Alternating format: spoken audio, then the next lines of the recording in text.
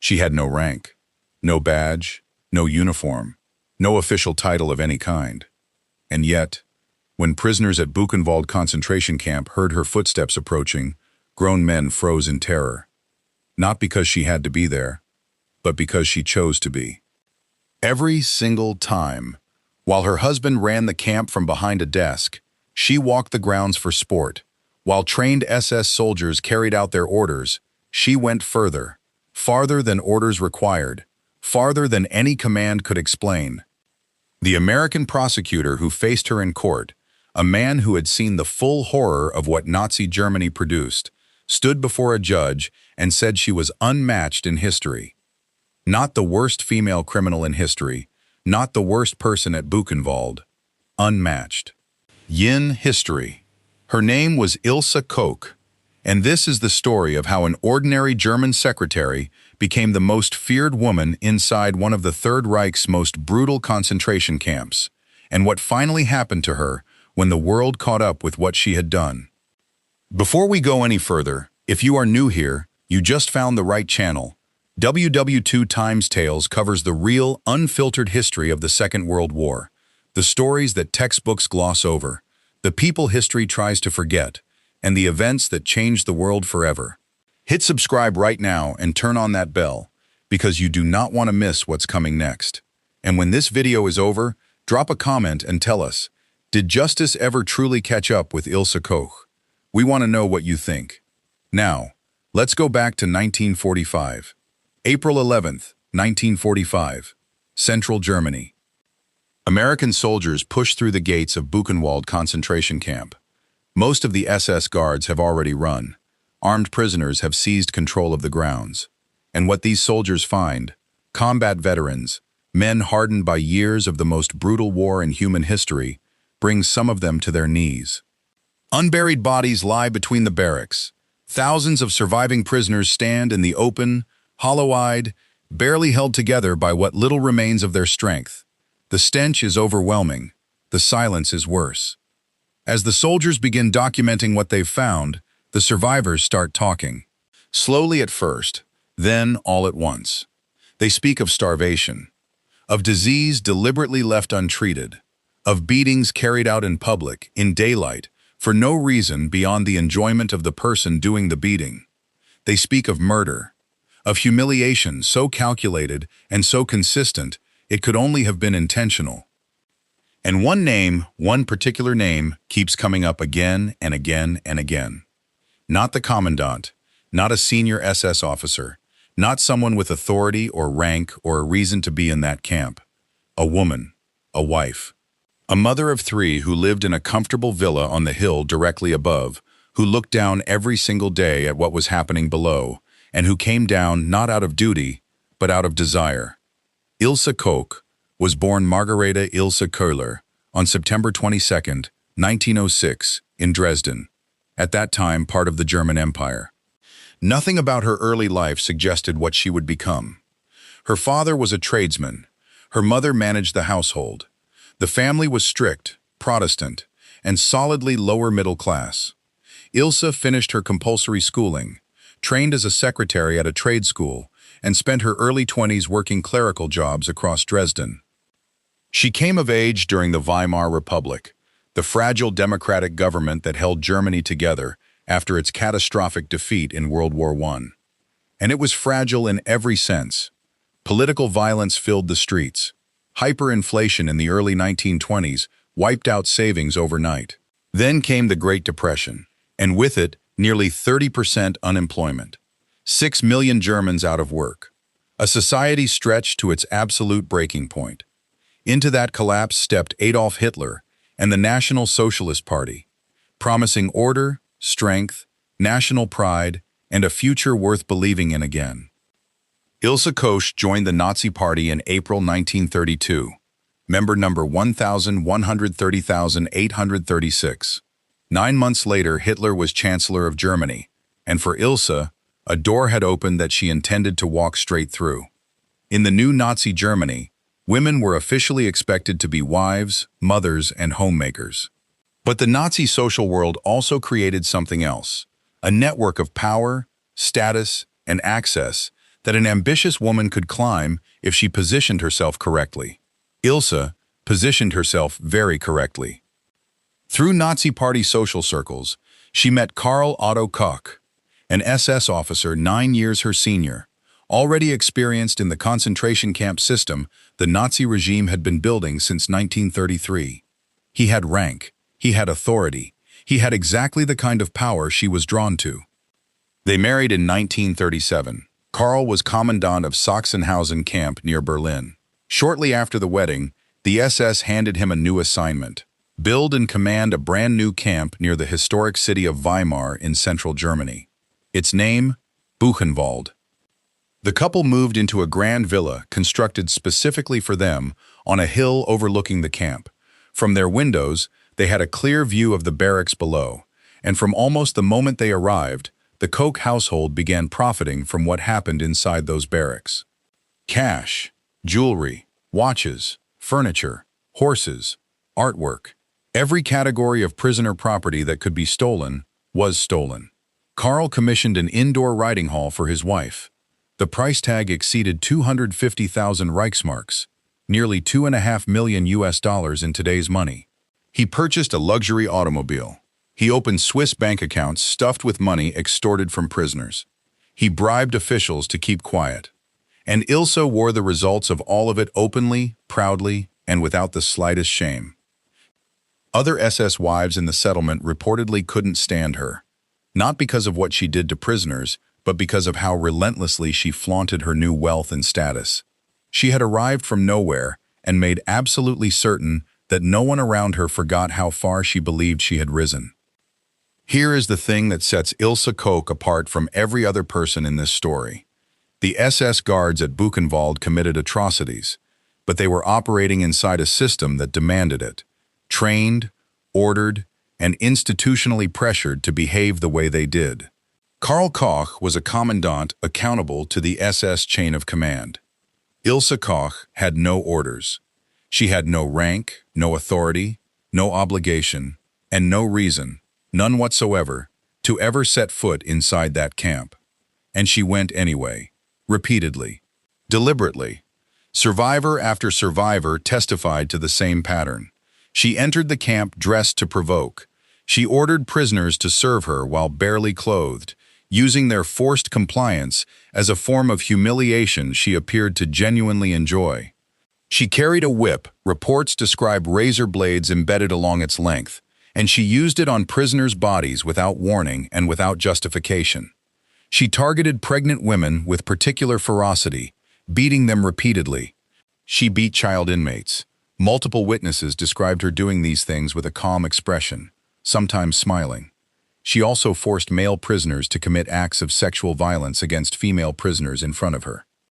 Prosecutors and historians who studied Buchenwald extensively concluded that Ilse Koch was, in many documented instances, more savage than the SS men who were actually assigned to the camp.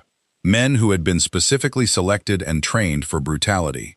Men under orders, in a machine built for murder. She had no machine behind her, no orders pushing her forward. Just a choice, made over and over, to walk down that hill and inflict as much pain as she could. And then there is the darkest allegation of all. Ilse Koch, survivors claimed, became obsessed with tattooed human skin. According to testimony gathered after liberation, prisoners with distinctive tattoo designs were quietly identified by their inmate numbers, brought to the camp infirmary, and never came back. When American soldiers entered Buchenwald on April 11, 1945, they discovered pieces of preserved human skin in the pathology department. They found what appeared to be lampshades constructed from human hide. Evidence was photographed, documented, and presented in court. This is where history gets complicated. Courts in the years that followed struggled to prove, to the legal standard required, that Ilse Koch had personally ordered these specific acts. The chain of documented evidence had gaps, and in a court of law, gaps matter. But here is what does not have gaps. Modern forensic testing confirmed that at least one of the lampshades recovered from Buchenwald was made from human skin. The science backed up what survivors had been saying since 1945. The horror was not rumor, it was real. whether Ilse Koch's hands were directly on it. That remained legally contested. What remained uncontested was the environment she helped create and enthusiastically inhabited. Ironically, and this detail says everything about the Nazi regime, it was not the abuse of prisoners that finally brought the SS down on the Koch household. It was the money. In 1941, the SS launched an internal investigation into Karl's financial conduct at Buchenwald. The theft and corruption had reached a scale that even the organization running the camp system found embarrassing. Karl was arrested, then released when SS chief Heinrich Himmler personally stepped in.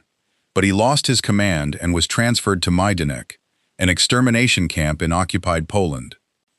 Ilse remained behind, but on August 24, 1943, both were arrested again. SS Judge Georg Konrad Morgan built a case that covered theft, corruption, and murder, specifically the killing of prisoners who had treated Karl for syphilis and might have exposed his condition. The SS sentenced Karl Koch to death, not for what he did to prisoners, for what he stole from the organization. He was executed by firing squad at Buchenwald on April 5, 1945, 6 days before American soldiers liberated the camp. Ilse was acquitted. Insufficient evidence, the SS court ruled. She was released and moved with her surviving children to Ludwigsburg in southwestern Germany. She thought it was over. A former prisoner recognized her face on the street. American occupation authorities arrested Ilse Koch on June 30, 1945.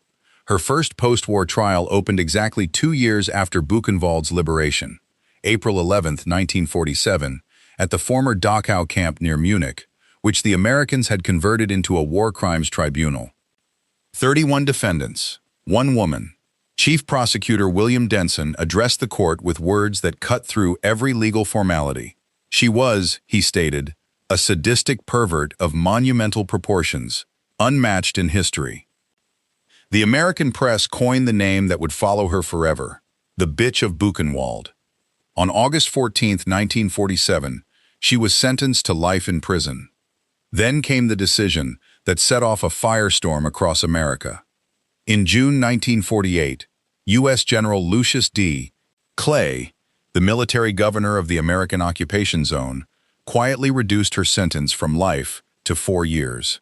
His reasoning: the military review could not conclusively prove the lampshade allegations or the tattoo selections beyond the legal threshold required. The original sentence, he argued, exceeded what the proven offenses warranted. When this decision leaked publicly in September 1948, Congress erupted. American newspapers ran furious front-page stories. Citizens flooded their representatives with letters of outrage. The case was handed over to the West German courts. Ilse Koch walked out of prison on October 17, 1949. She was arrested again before sunset. Her second trial opened November 27, 1950, in Augsburg, Bavaria. 7 weeks, 250 witnesses. Her lawyers argued the same defense they always argued. She was just the commandant's wife. A civilian. Someone with no authority and no responsibility for what happened inside Buchenwald. The court took 111 pages to explain exactly why that defense failed completely. January 15, 1951. Life imprisonment. Again. She was transferred to the women's prison at Eichach in Bavaria, where she would remain for 16 years. Every clemency request was denied. In her letters out, she blamed witnesses for lying. She blamed others for building her reputation. She cast herself, consistently, persistently, as the real victim. Her mind began to unravel. Prison staff documented her growing paranoia. She claimed former camp prisoners were breaking into her cell at night to attack her. She became, by all official accounts, unstable. The one thread of genuine human connection in her final years was her son Uwe, the child born in Landsberg prison in 1947, raised entirely in foster care. At 19, Uwe found his mother's name on his birth certificate. He read a newspaper article about her. He put the pieces together, and he went to see her anyway. He visited Eichach prison at Christmas 1966. After that, he came every month, the maximum the prison allowed. Her older son Artwin, who had grown up knowing exactly who both his parents were, took his own life in 1967, isolated and broken beneath the weight of his family's name. 3 weeks before her 61st birthday, on September 1st, 1967, Ilse Koch hanged herself in her cell at Eichach prison. She left one note, addressed to Uwe. "I can't go on. For me, death is a salvation." She was buried in an unmarked grave in Eichach Cemetery. No memorial, no marker, nothing. Here is the truth that history leaves us with. Ilse Koch was never fully convicted of the lampshade allegations in a court of law.